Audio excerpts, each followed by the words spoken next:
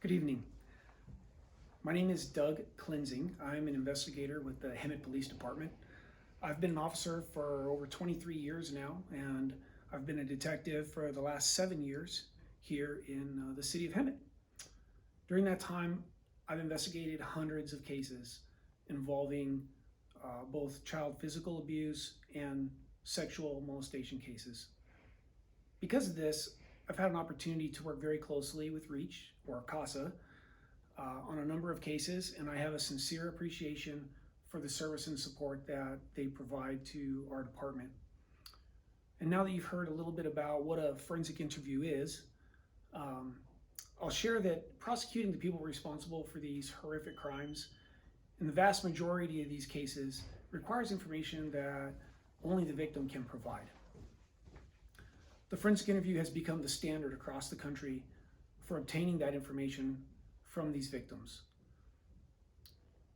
Currently, all of the victims in the Hemet and San Jacinto Valley are asked to respond to the Riverside University Health System Hospital out in Moreno Valley or another office out in Ontario where these interviews are conducted. This can be very difficult and an added burden on our victims and their families, especially their parents. And sometimes these families don't have their own transportation, and so that adds another level of difficulty in having these interviews conducted. Because of the distance that needs to be traveled and the time that's involved, victims and their parents and the detectives oftentimes will spend a half a day or more having these interviews conducted. The hospital also can be an intimidating location for especially younger victims and their parents to have to go to have these interviews done.